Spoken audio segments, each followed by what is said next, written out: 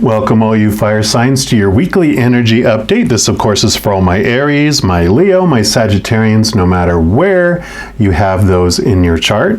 We're going to be looking at the week of February 27th to March 6th. I know I can't believe it's the end of February already. But if you are coming across this video outside of that time frame, of course, these are timeless, so you can still watch the video or listen to it, because I'm sure there are messages here for you if your intuition brought you here.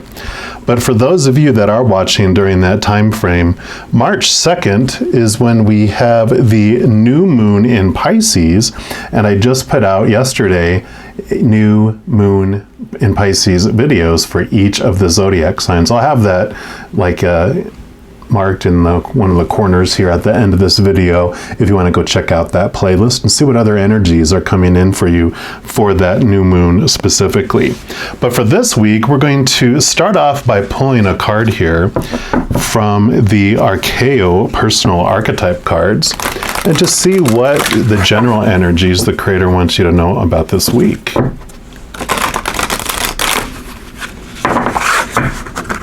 All right, so for our fire signs, what would you like them to know?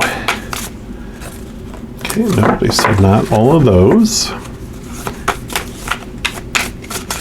Well, you do definitely have a couple coming out here, so we will obey and look at each one of those here. So first you have the Illuminator.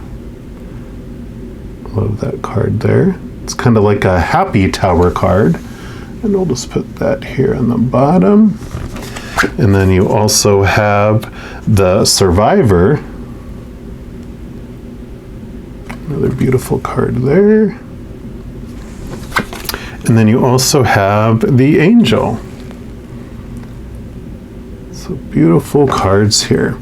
And what I'm going to do is I'm going to grab the book here and we will look into each of these archetypes here for you and just see what kind of energies are coming in this week for you. And so first of all, we'll go with the Angel. And it says from the outset, the angel has been assigned to you. She keeps you from mishap and makes sure you give your best, but her protection is not guaranteed. Her assistance comes in direct proportion to your willingness to search for truth. As long as you continue your soul's quest, she will be with you. But if you become lazy and refuse to journey, she will evaporate like mist in the ether. And I love this because I actually was just watching earlier a video about guardian angels, and it was so much affirming to the messages that I get around angels, which is in kind of contradiction to what they're saying in this book, because your angel loves you unconditionally. Your guardian angel was actually, when you formed as a soul, it formed as an angel because it wanted to go along with you in your journey as your soul for your entire existence. And so it formed specifically for you. And in the video I watched, I forget her name, Lorna? I have to look it up, but she talks to angels, and she was like, she mentioned your guardian angel only has eyes for you and definitely loves you unconditionally.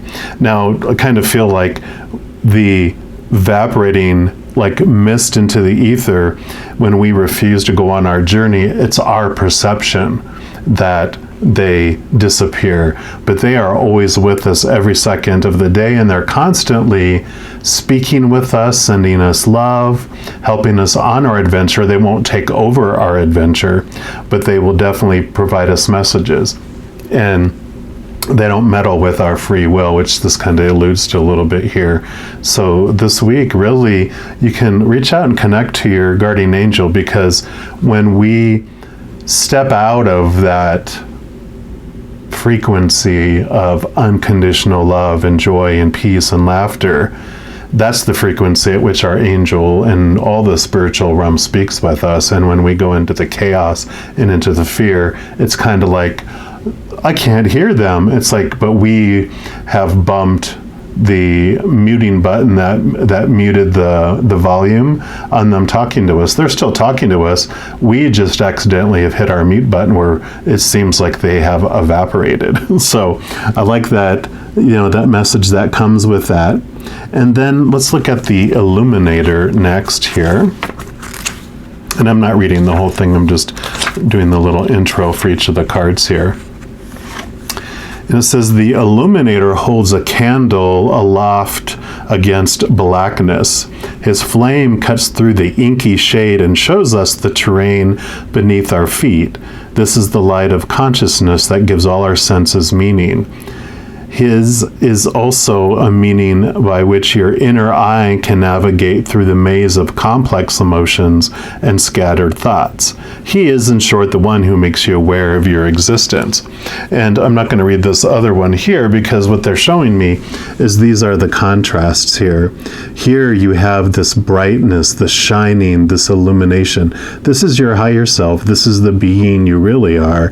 And it is what guides you inside. It's kind of like the Hermit card where they have this lantern that guides them through the journey, but this is like a lighthouse that's guarding you and guiding you through your water adventure. It keeps you away from the rocky shores and helps you and guides you, in the dark times when you're at sea, when you're on your sea journey. And the survivor, you can see how this is dark, it's black and white. This is our human side. This is our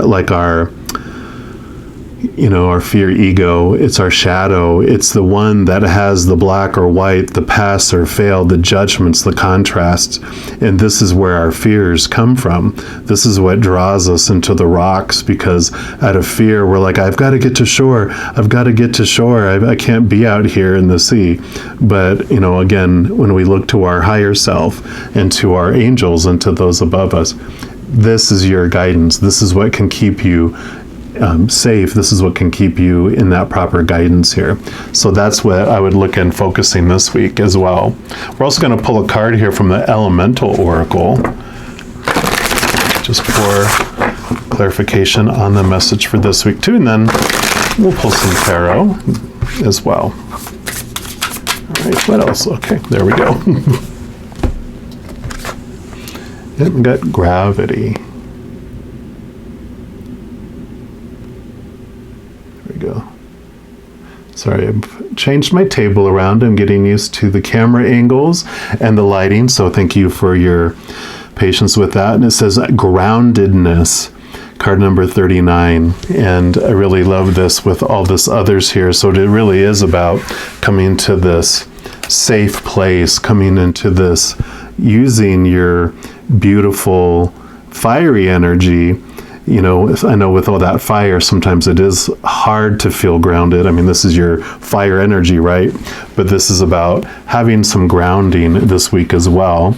And I do want to check on the book on this one. Let's see what other messages come to that. Yeah, it's about seeking a grounded perspective. Gravity is the natural force that causes all things with mass and energy to be attracted to each other. This includes planets, galaxies, light, and yes, even apples.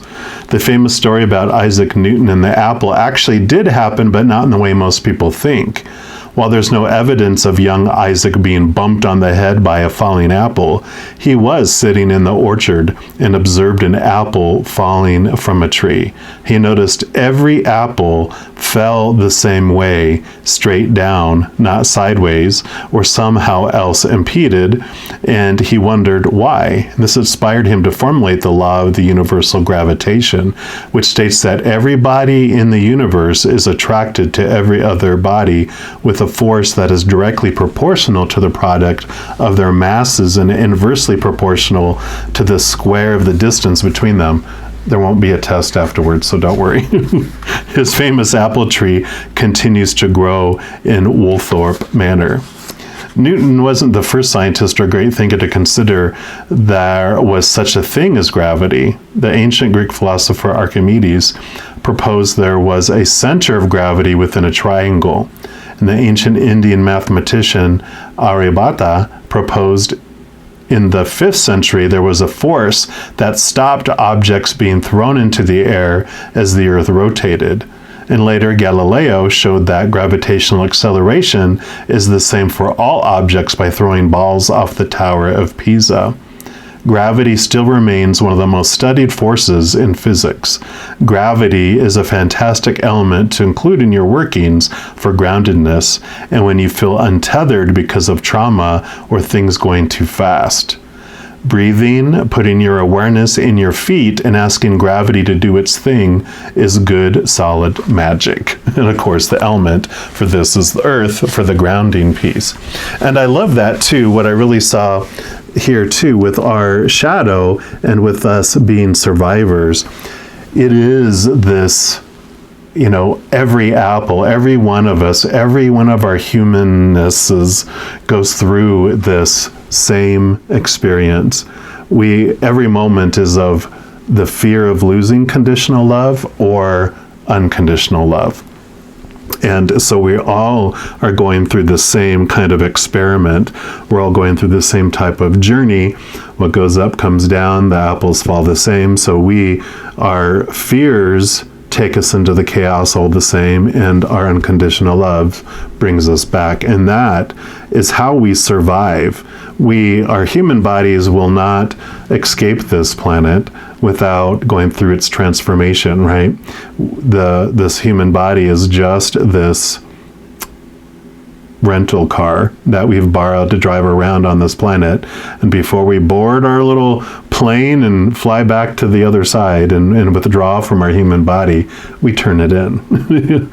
And so this is this beautiful message about we all go through the same journey. We're not alone. It's every moment is of fear or of unconditional love. And we have these beautiful beings, our higher self and the whole spiritual world, and all of our guardian angels, spirit guides, our loved ones on the other side, our ancestors, all those beings of unconditional love and light that are helping lift us as well. And you can see all those beautiful butterflies here that are helping lift as well through all this heaviness, this gravity that seems to hit us here. So we're also going to use the Sun and Moon Tarot and just see what else the Creator wants you to know about this upcoming week. So what else for our fire signs, please? Okay, they do want that one as well. So the first one, so you've got the High Priestess, which the High Priestess is all about connecting to our higher selves, connecting to the higher realms. You see the new moon in Pisces hanging out there too, which happens on the 2nd, and this is the number 2. So I would definitely check out the moon, new moon reading for your sign, or if you want to check your moon sign or whatever resonates with you. In that playlist, I would definitely check that out, because this is guidance for you about connecting to the higher realms and the energy that's around that. And then you have the Two of Wands. Wands is your drive, your ambition, your aha inspiration, your passion. It's also your spiritual energy. And so there is definitely this theme of twos here that is going on. And the twos are kind of like you're at this crossroads, this point of making a decision. And the twos just scream about understanding the two of you that are in this existence here. And in fact, I do have a new series that they wanted me to put out this year, which is You Times 2, which I'll also throw the playlist at the link here. And these are all free videos, so I'm not trying to sell anything, but they have, great information and how we can connect to our higher selves and how that helps us move out of this kind of victim survival mode into the victor bright shining mode. And with all this fire energy, which this is the fire element, this is you, this is asking you to connect to the higher realms. It is this huge message: connect, connect, connect. And then you have the Nine of Pentacles, which the Nine of Pentacles is your outside world. You can kind of see this halfway moon here too.